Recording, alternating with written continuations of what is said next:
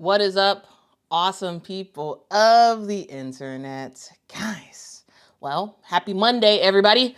We got just 2 weeks until the WNBA season comes to a close, at least the regular season. We also have amassed 200 plus injuries so far and counting, guys. We have Napheesa Collier, who just returned back from injury and let us know that, yeah, she indeed still is a favorite to win the MVP. And yeah, we got a whole lot more because Quita in the morning starts now. Are you ready? Are you ready? Are you ready? Ready, set, go.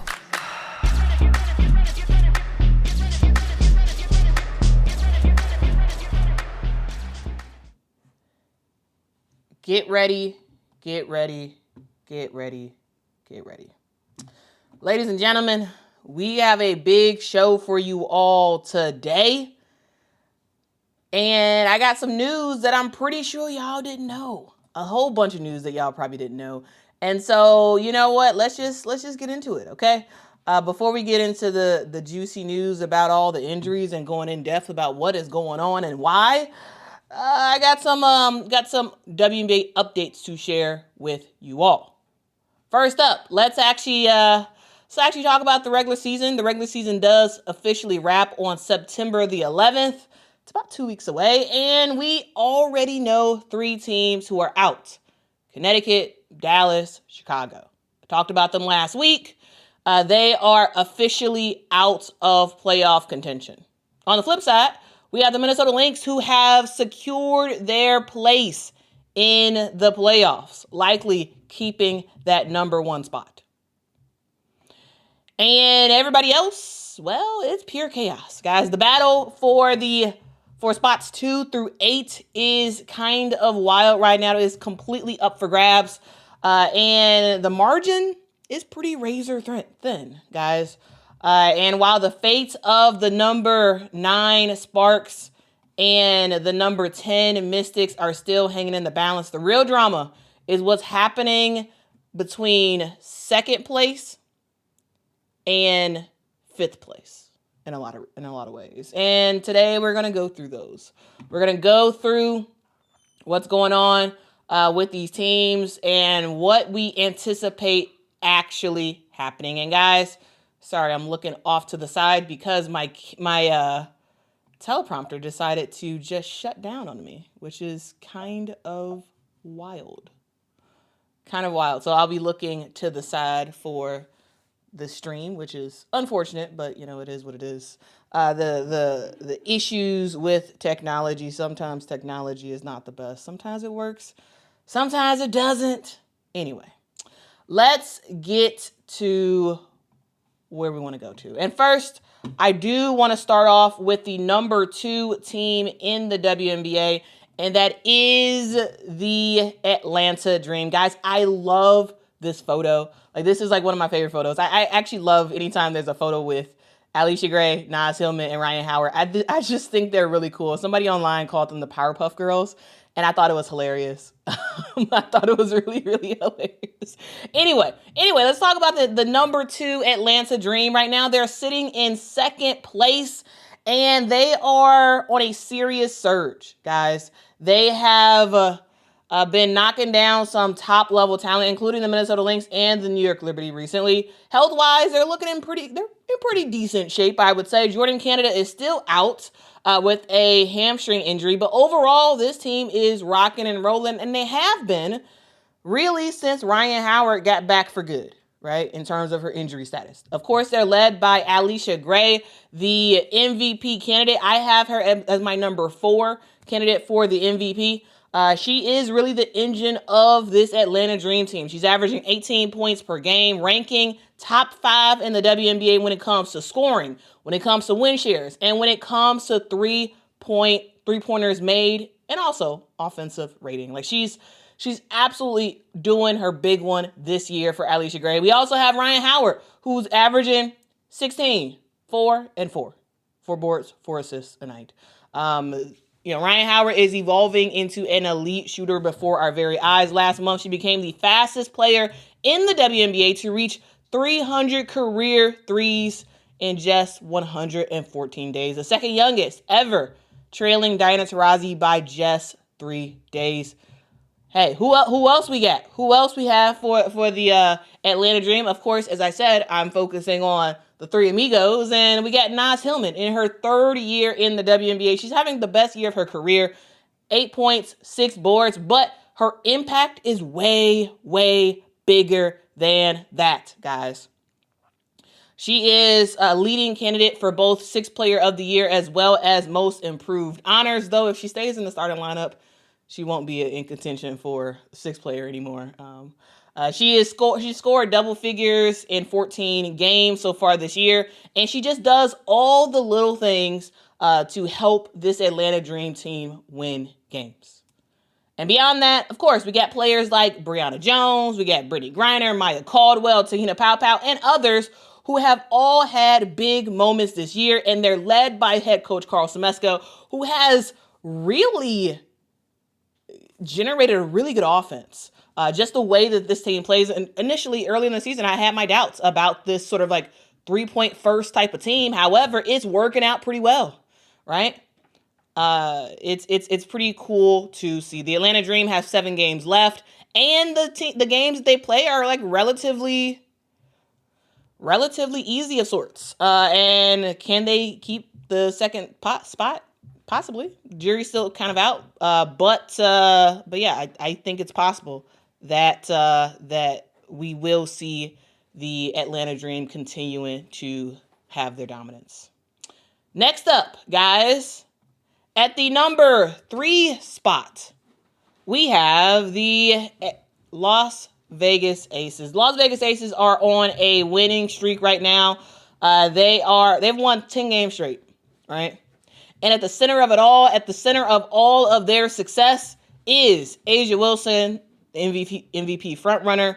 Over this 10-game winning streak, A'ja Wilson is averaging 27 points per game, 13 rebounds per game, nearly 2 steals and 2 blocks per game, while shooting over 50% from the field.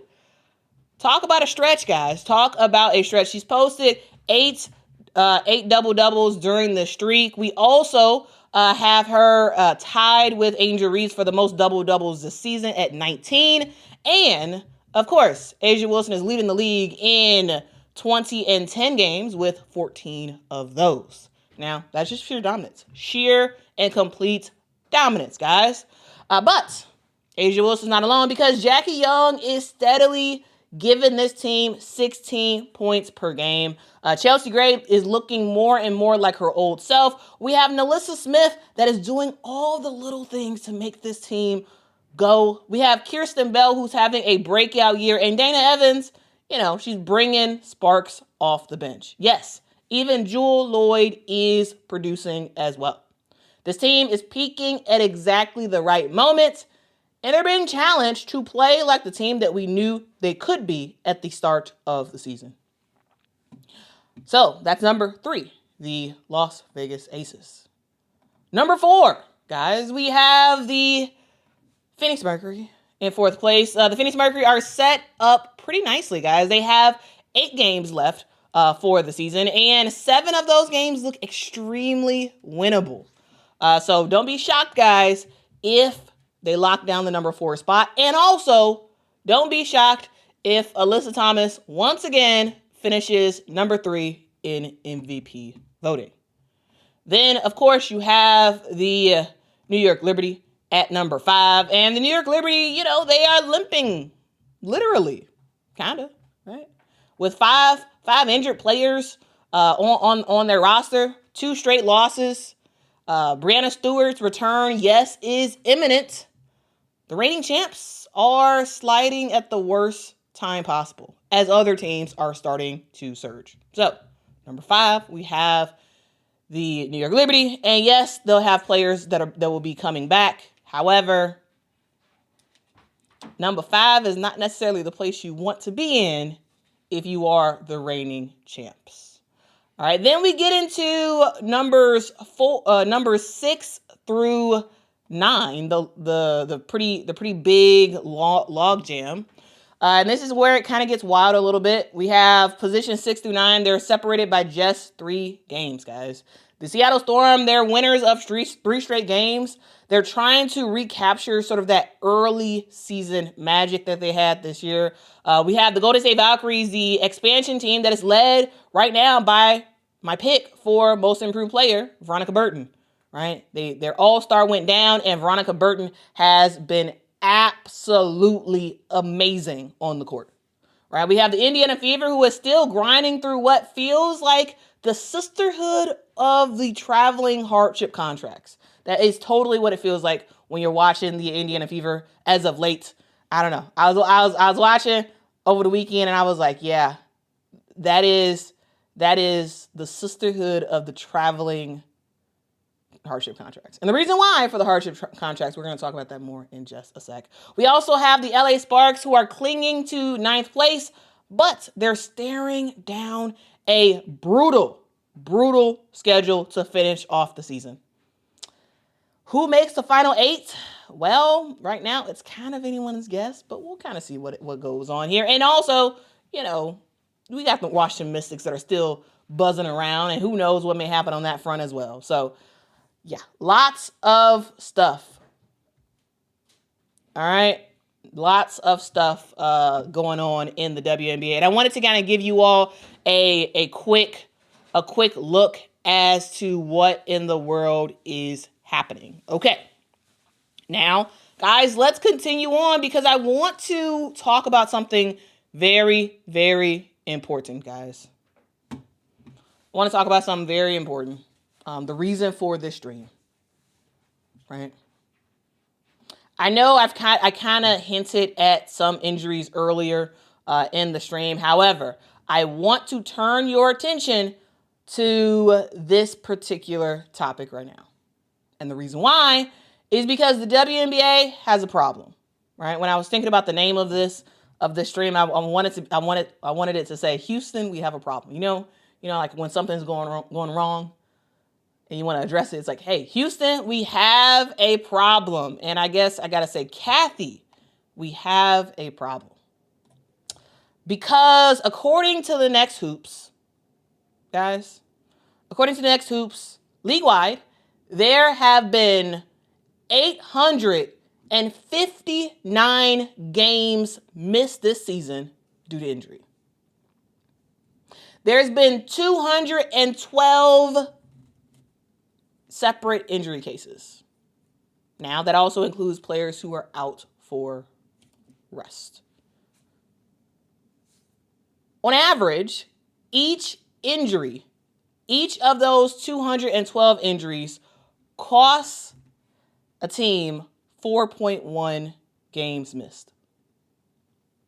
Now, if you're wondering, who gets it the hardest? Well, let's talk about it. When it comes to the positions on the court that are most injury prone, it's guards by far. When you look at the number of injuries in the league again, 212 injuries, 859 misses, 59 games missed. Well, the leading position is guards. Point guards and shooting guards. They've been hit the hardest, accounting for 127 of those injuries and 510 games lost. I should say, when I say lost, I mean missed, games missed. Now, if you're looking at the body parts, right, you want to know, is it head injuries? Is it ankle injuries, knee injuries? What's going on? Well, the most injured body part in the WNBA for 2025 is the knee. Knee injuries have accounted for 44 separate injuries that have led to 521 games missed. It's a lot of games missed due to knee injuries. Among those, we have seen 10 devastating ACL tears this year. Most recently, being JJ Kennerly and Lee Giroux, who have torn their ACL very recently. We have one MCL tear this year, which was Sophie Cunningham. Now, if you all are wondering, who were the most injured teams? Well, this is probably going to surprise you. The most injured teams, let's go through them. We have the Golden State Valkyries, who have missed who have had 27 separate injuries. 27 separate injuries for the Golden State Valkyries. That has resulted in 68 games missed. Now, they had a brutal start to the season for the Golden State Valkyries. Like they had a lot of injuries, sort of, especially sort of early on in the season. And you know, that hasn't been good. They do lead the league in raw numbers.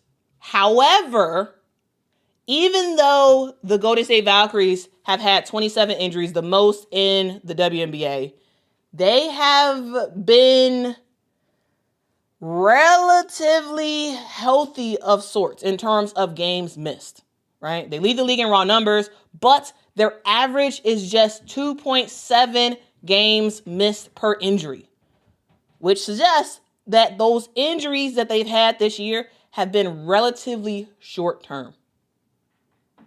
But constant disruptions, you know, it does make it hard to build some chemistry, even though the injuries were not for that long. Now, also leading the league in sheer numbers of injuries is the Phoenix Mercury, right? The Phoenix Mercury has nearly as many injuries as Golden State, but fewer total games missed, which means that they have more frequent, smaller dings, but the revolving door of availability, it hasn't been for long, because only 60 games missed is actually not that bad when you consider the WNBA. However, the revolving door of availability has kind of made it tough for a veteran-heavy roster to sort of stay in rhythm. We also have the Dallas Wings, who has quite a bit of injuries as well. 22 injuries this year for the Dallas Wings, which led to 106 games missed. Now, Dallas hasn't had the most cases, but they have been crushed by the severity of the injury cases. 106 games missed is among the highest totals in the league, meaning they're longer-term injuries that keep piling up, and derailing this rotation. We also have the Washington Mystics, who have dealt with a bunch of injuries, 20 injuries for the Mystics, right? This team is at the start, or maybe in the middle, of a rebuild, right? And their mix of short and long-term absences have kind of made it hard to find some consistency. But just being out for 70 games is not that bad in terms of games missed, right? Then we have the New York Liberty. We have the New York Liberty, who have had 17 separate injuries this year, but 110 total games missed. Now, New York, their situation is pretty unique, right? They have fewer cases overall of injuries, but the highest total of games missed. Why? Because it's been their stars that have been out. Stars like a Brandon Stewart that have been out, right? Stars like a Benai Jelani Hamilton, who was out for the whole season, ended up getting her contract suspended because she wasn't able to play healthy this year, right? And when you have a lot of injuries that persist throughout the year, it kind of makes it hard to keep your repeat goals, right? They won a championship last year. They want to win it again. And yeah, it makes it a little hard. Okay, so you're maybe wondering, okay, those are the teams that had the most individual injuries, but What about total games missed? Well, Seattle is a prime example of total games missed. Seattle has only had 12 injuries for the 2025 season, but it accounted for 139 games missed, the most in the league. And if you're wondering how in the world that number is so high, well, because you have players like Jordan Horston, Nico Mule, Katie Lou Samuelson missed the entire year. So that's why Seattle's numbers are very, very high, because they had 3 players off the rip miss the entire year. Right? You have teams like the Chicago Sky, who's missed a bunch of games, right? Chicago, just 12 injuries, but they're in a similar spot to New York a little bit, right? Where the number of injuries are relatively small, but the impact of those injuries and the games missed is very high, right? 76 games missed for the Chicago Sky. You had Courtney Vandersloot, who got hurt earlier in the season and has basically missed a bunch of games. You have Angel Reese, who got hurt, missed a bunch of games, right? You had a lot of players for the Chicago Sky miss games, and the total of those games have added up to quite a bit. While the number of total injuries is still relatively small with just 12. Now, guys, there's a reason why I want you all to get this information. Like, I know that there's a lot of people talking about injuries in the WNBA, but it seems a lot of it seems to be very much like, oh, it feels like a lot of injuries. I wanted to go through and actually show y'all the numbers of the injuries, so y'all can get more than just, oh, it feels like XYZ. So you can have sort of the numbers with it. Let's see if you all have any questions, and then I'll get back to finishing up this section. But again, thank y'all so much for rocking with me. Curler says, does Nico Mule count for this season? Because she was hurt in the offseason. I think she technically is not on the roster, but rehabbing with the team. So Nico Mule, her contract was suspended for this year, because she was hurt. But because she's on their sort of larger roster, the next hoops, they ended up counting that as a team injury, because barring her injury, she would have been on the team or she would have been cut, but she's neither. So it does. So Nico Mule's injury does count. Jordan Horston's injury does count, right? So, yeah.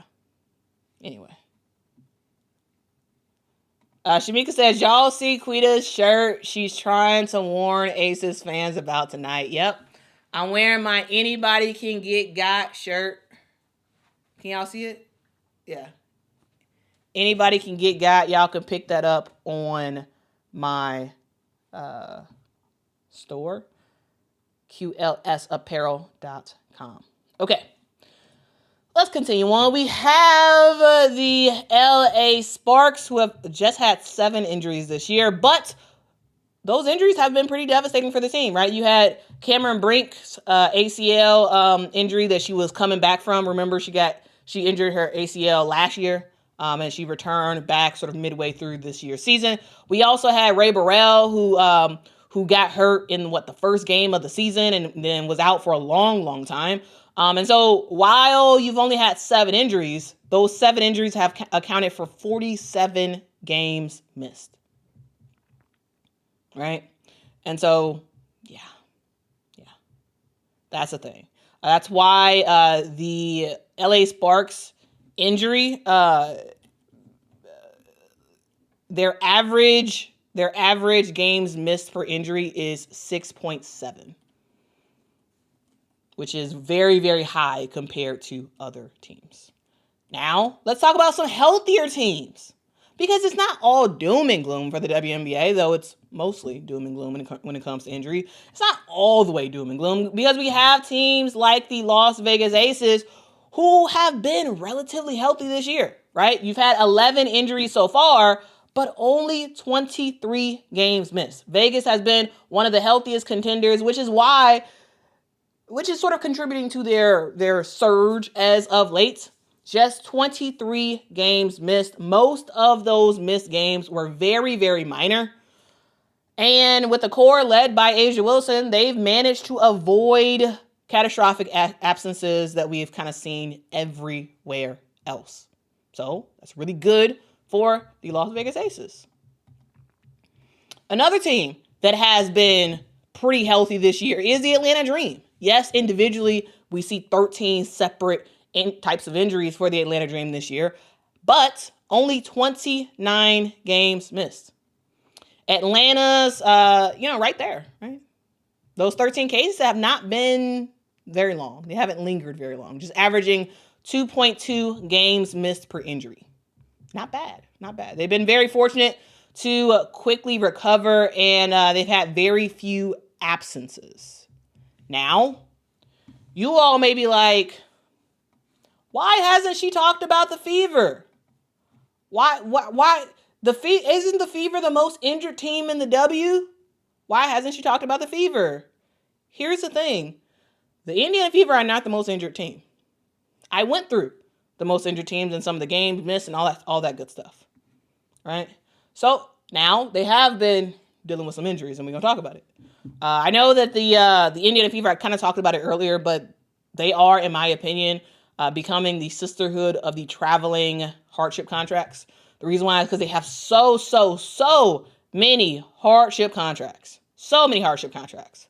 But honestly, if you look at the stats, they're in the middle when it comes to injuries in the WNBA. They're in the middle.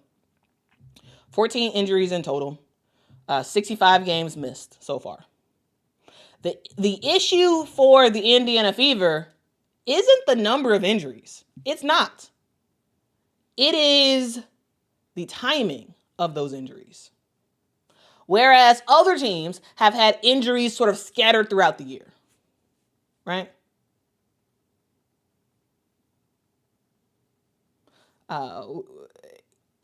This Indiana Fever team is having a whole bunch of injuries all at once, which makes it feel even heavier, right?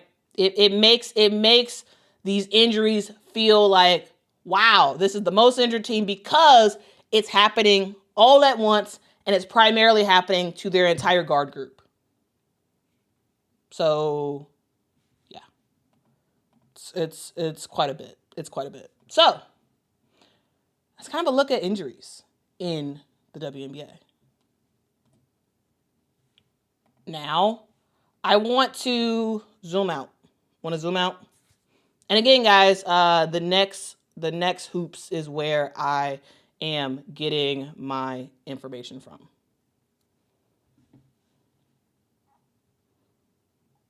Okay.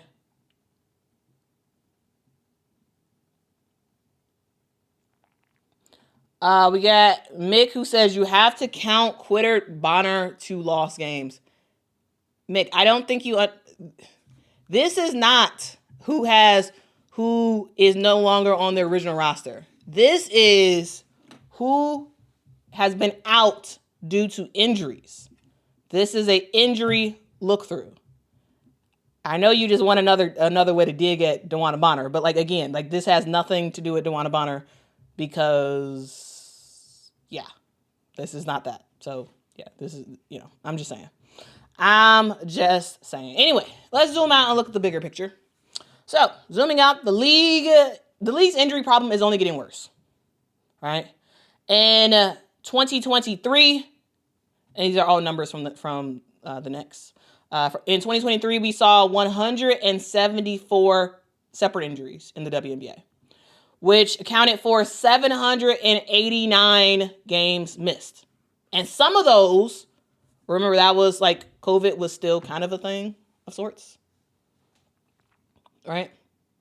In 2024, we saw 203 separate injuries in the WNBA. Now, that resulted in, yes, a little bit less when it comes to games missed. Only 711 games missed yesterday, or last year, I should say. So in 2023, 174, accounting for 789 games missed. In 2024, 203, accounting for 711 games missed. Go to 2025. We have 2 weeks left in the season. 2 weeks left, guys. And a lot of teams have between 5 and 8 games left to go for the season. So we got a lot of games left to go, and we have 212 injuries in the WNBA so far, accounting for 859 games missed. Now, you have to take into account, we do have a new team in the WNBA, right? In 2025, we have 13 teams. In 2024, in 2023, we only had 12. So that's something to note. That's something to keep in mind. Also, you have to keep in mind, guys, that this year we have 44 games. 22 home, 22 away games for every team. And so there's more games, unfortunately, for players to get injured on. Now we will see what happens. We will see what happens, guys. Here's the thing, even with the additional team, even with the extra set of games, we do have a condensed roster, or a condensed season this year, where the amount of games that a team is playing in small periods of time is just astronomical. And so while I wouldn't call this a spike in injuries, I would say this is clearly an upward trend that the league really does have to pay attention to. They absolutely have to pay attention to this, because this is a trend that will not go away if you just ignore it.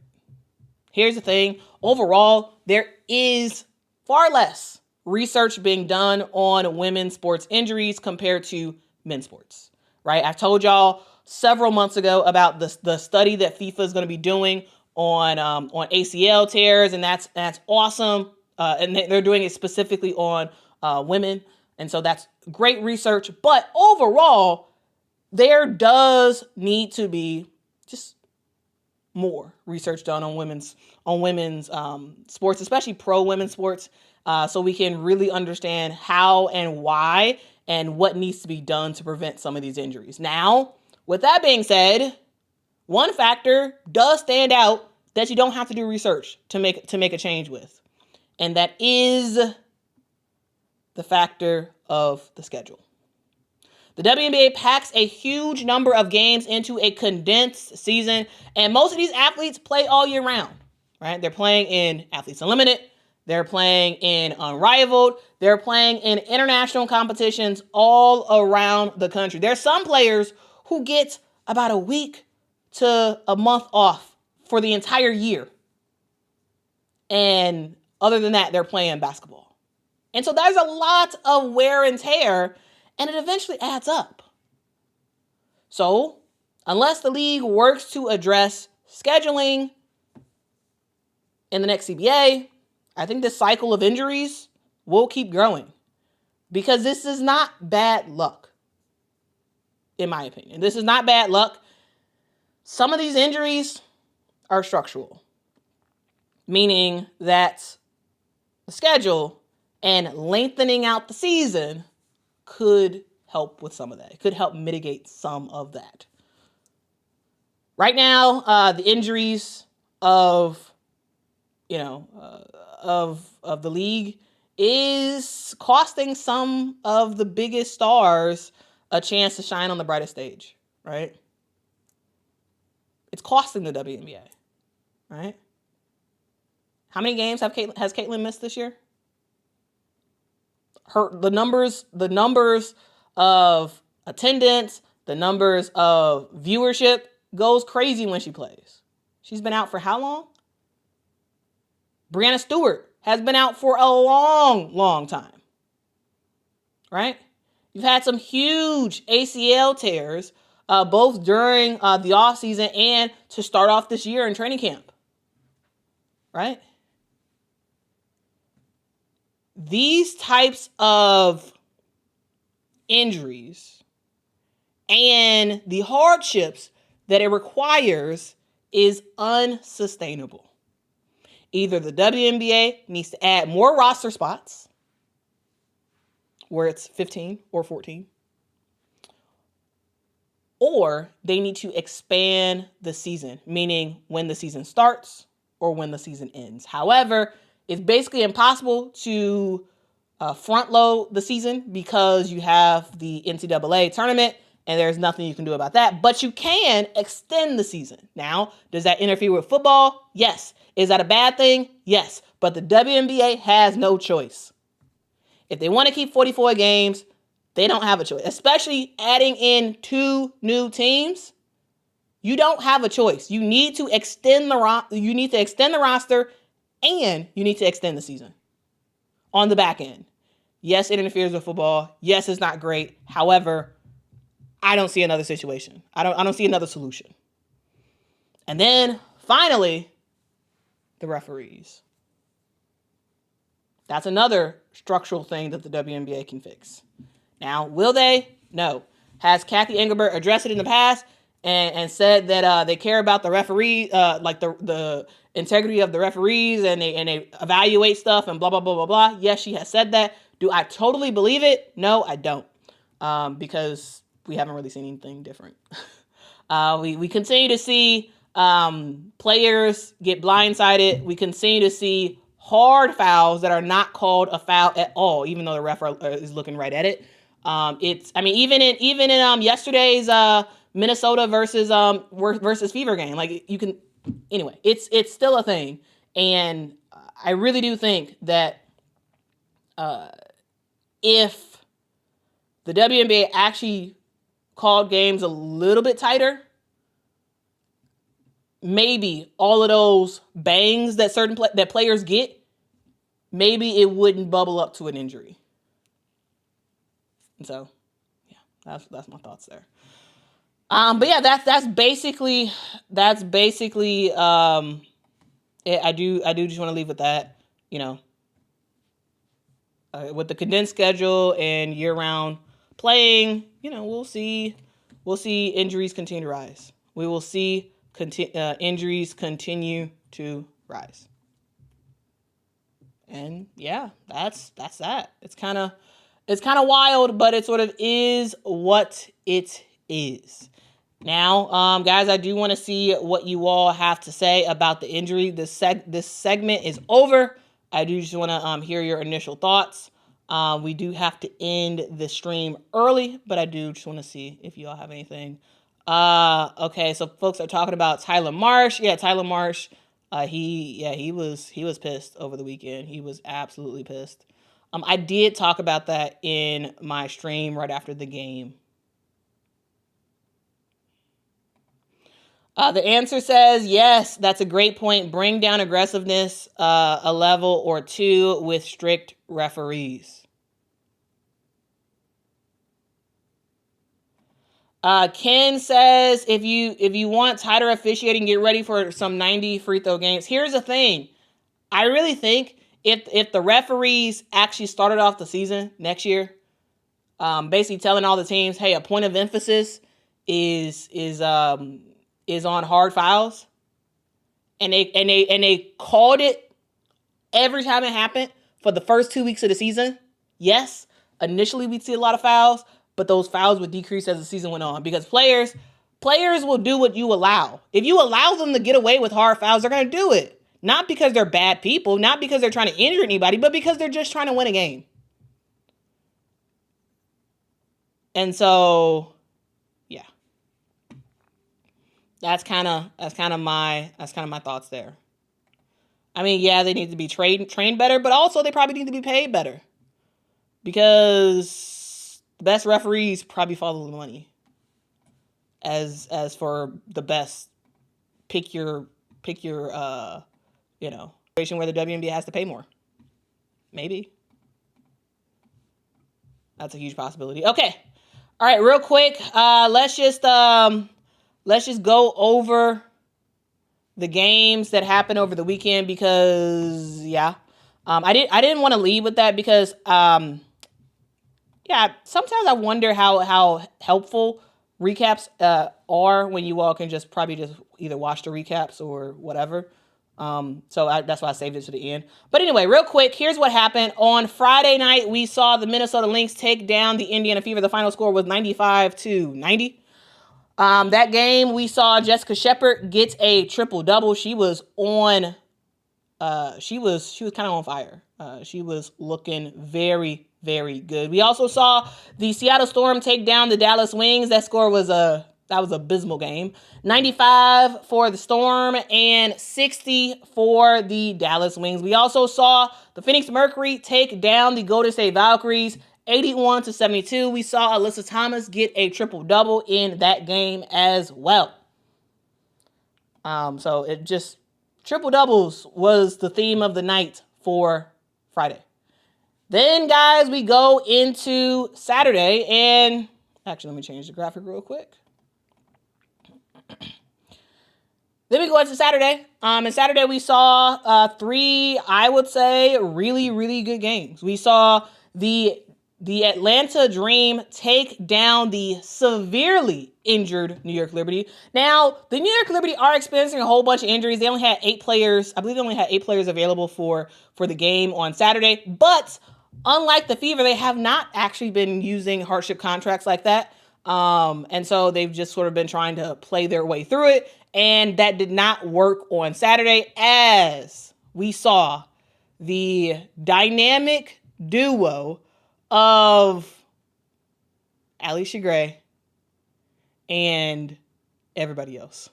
Ryan Howard didn't have that great of a game on Saturday, but Allisha Gray continues to do her thing. We saw Allisha Gray and actually Jonquel Jones go off on Saturday. And that was very, very good to see. 19 points for Allisha Gray, 17 points for Jonquel Jones. And the Atlanta Dream get the dub and move up to number 2. We also saw the Las Vegas Aces get win number 10, their 10th straight win. This is the longest winning streak of the WNBA season. Actually, the longest winning streak of the last couple of years in the WNBA. And the Aces are doing it by committee. Of course, A'ja Wilson is being A'ja Wilson. But on Saturday, we saw my favorite player on the Las Vegas Aces. We saw Dana Evans go off for 21 buckets.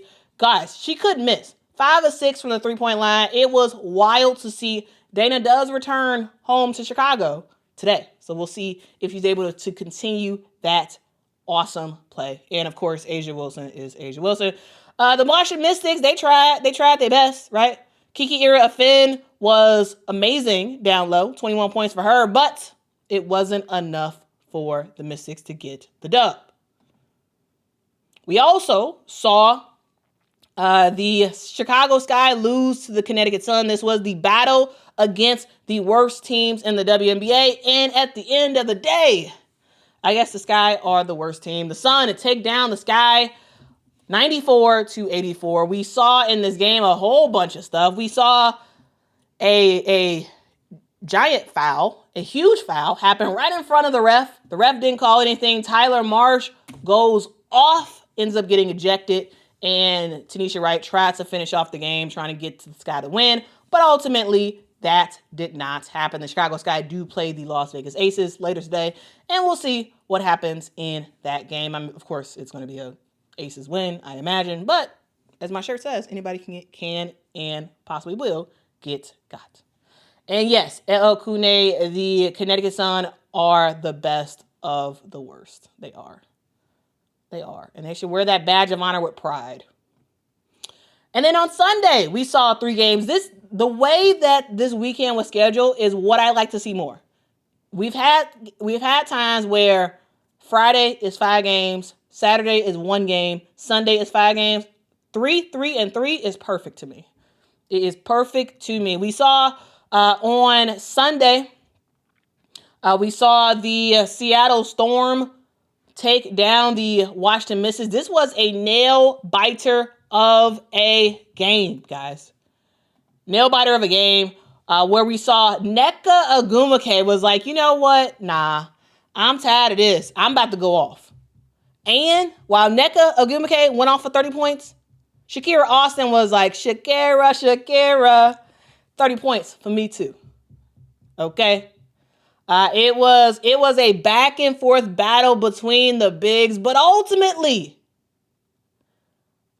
the Washington Mystics tried to make a run in the fourth quarter, but just a little bit too short. They lose by 2. We also had the Golden State Valkyries take down the Dallas Wings, and this was a game that I was like, okay, well, maybe Dallas has a shot. Now, Dallas, they had a horrible, like the game before this one was terrible, with a blowout. And so I was hopeful that the Dallas Wings would kind of get it together. Yes, they are severely injury ridden, but they tried their best to end up getting this win. We saw Maddie Siegrist do her thing, 16 points for her. Haley Jones, Maisha Hines-Allen, 15 points apiece. But they were no match against the likes of Veronica Burton, the most improved player of the year, in my opinion. That's who I would be voting for if I had a vote. She continues to go off. She continues to show us that there is a lot of depth in the WNBA. There's a lot of players who are riding the bench right now who could be stars on a team next year. You just never know. It's all about opportunities, and it's all about taking advantage of your opportunities. And then finally, guys, we had the Minnesota Lynx versus the Indiana Fever. This was the return of Napheesa Collier. Napheesa Collier heard all that stuff about Asia Wilson jumping her and getting the number 1 spot for the MVP race. And Napheesa was like, nah, I'm back. She had 2 words for everybody. I am back, and I am exactly as good as I was. Now, sometimes when players come back from injury, they don't play that great, right? Sometimes they don't play great. And to start off the game, actually, Napheesa, did have a couple turnovers to start off the game. But she settled in, and she returned back to that dominant player we know that she is. 32 points for Napheesa Collier, 9 rebounds, almost a double-double. She was on fire yesterday. It was like, hey, what you got? What you got? Remember my name now. Remember my name. And I tell you, I love to see it, because you don't really see players return from injury and be just as dominant as they were before. And so I wonder if maybe Napheesa has been ready for a little bit. And she was just, and maybe she was partly there, and she wanted to wait until she was really there, until she was like, hey, I got this. So shout out to Napheesa Collier, man. Her returning and dropping 32 points. Hey, it makes it a race again. Now I still have Asia on top of her right now. I had Napheesa as my number 1 for a long time, and then Asia moved up there, and now it's a battle. It's a battle. Who y'all got? Let me know in the comments. Also, I have to give a huge shout out to Courtney freaking Williams. 14 points, 10 assists for Courtney Williams, and best of all, guys, 0 turnovers. 0 turnovers for Courtney Williams, and she was doing her thing. Guys, that's the stream. Thank you so much for rocking with me. If y'all could, make sure to hit that like button. It really does help the channel out a whole lot. Also, make sure that you are subscribed to the channel. I make content all about women's basketball. The real, not the random noise that you all hear. So hopefully that's something that you all wanted to engage with. So again, tell a neighbor, tell a friend that Quita in the morning is happening every single morning, weekdays. And I tell you stuff that you all probably didn't know. Did y'all know about all the injury stuff? Did y'all know all those random stats and whatnot? Hopefully that was interesting to you all. But anyway, thank y'all so much for rocking with me. Let me know y'all predictions for what's going to happen later in the season. And I will see y'all later. Let me find my exit slide. Princess has to go to the vet because she has messed up her leg. So that was the whole reason that I had to do this stream early. I need to take her to the vet and figure out how much money I am about to be out. Dogs are expensive, guys. Dogs are so expensive. I'm just saying. Anyway, I'll see y'all next one. Till next time, guys. Bye-bye. Are you ready? Ready, set, go.